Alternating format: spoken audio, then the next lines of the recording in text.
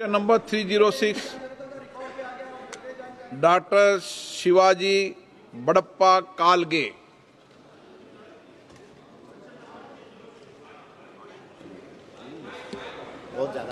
माननीय मंत्री जी, question number 306 sir. माननीय मंत्री जी, माननीय मंत्री जी, Statement is laid on the table of the House. Honourable member. Thank you sir. सबसे पहले तो मैं किलकारी प्रोग्राम जो गवर्नमेंट ने लॉन्च किया है उसके लिए सरकार का अभिनंदन करता हूं। अध्यक्ष महोदय, मैं आपके माध्यम से स्वास्थ्य मंत्री जी से जानना चाहता हूं कि लातूर में किलकारी कार्यक्रम के तहत कितने प्रतिशत गर्भवती महिलाओं को लाभ मिल रहा है, उनकी संख्या कितनी है। साथ में मैं ये भी जानना चाहता हूं कि मेरे संसदीय क्षेत्र लातूर में किलकारी कार्यक्रम से मातृ एवं शिशु मृत्यु दर में कितनी कमी आई है, उसकी संख्या कितनी है। Thank you sir.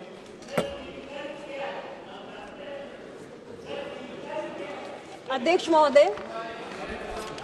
महोदय, मैं किलकारी कार्यक्रम के बारे में थोड़ा सा बताना चाहती हूँ। किलकारी कार्यक्रम जो है, इसकी शुरुआत हमने 2016 में की। एक मिनट प्रोफेसर साहब, आप प्रोफेसर हैं, सवाल मंत्री जी से पूछा था, स्पीकर से नहीं पूछा था। चलो।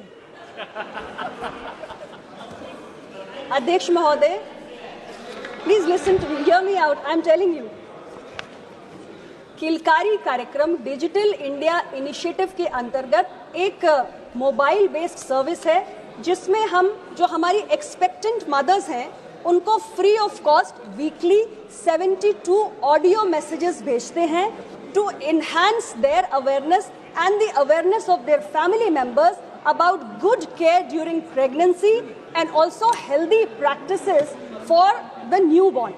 These messages are specially tailored as per the gestational period and they start around the second trimester of pregnancy, which is extremely critical period.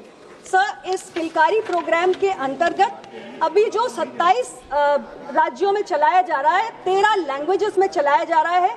हमने बहुत सारे सक्सेसफुल कॉल्स किए हैं और इसका इतना बड़ा इम्पैक्ट है कि गर्भवती महिलाओं ने, उनके परिवार ने ऑडियो मैसेजेस के माध्यम से जो महत्वपूर्ण जानकारी या एडवाइस हम उनको देते हैं उसका पालन किया है और इससे हमारे मैटरनल और चाइल्ड हेल्थ इंडिकेटर्स में असर पड़ा है। हमारे IMR और MMR के इम्प्रूवमेंट का एक बहुत बड़ा कारण एक कंट्रीब्यूशन किलकारी प्रोग्राम का भी है। माननीय सदस्य ने स्पेसिफिकली अपने संसदीय क्षेत्र के बारे में पूछा है कि कितनी महिलाओं को कॉल्स गए हैं।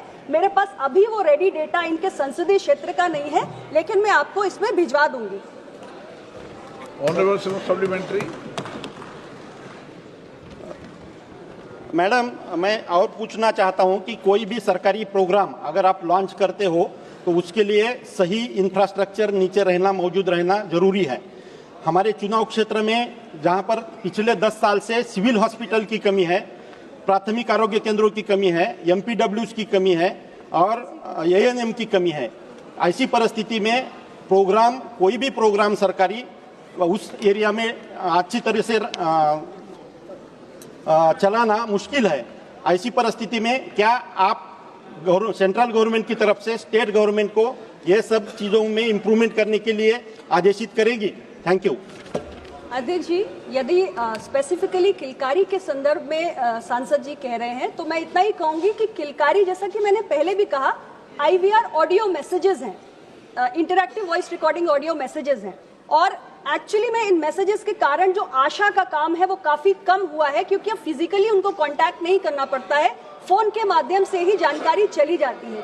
बाकी आपने अपने क्षेत्र में जो सिविल हॉस्पिटल या PHC या आशा के बारे में जो विषय उठाए मल्टीपर्पज वर्कर को लेकर, ये सारे विषय राज्य सरकार से जुड़े हुए हैं। राज्य सरकार NHM में स्टेट PIPs के माध्यम से प्रपोजल भेजते हैं, हम उसके लिए फाइनेंशियल और टेक्निकल सपोर्ट देते हैं।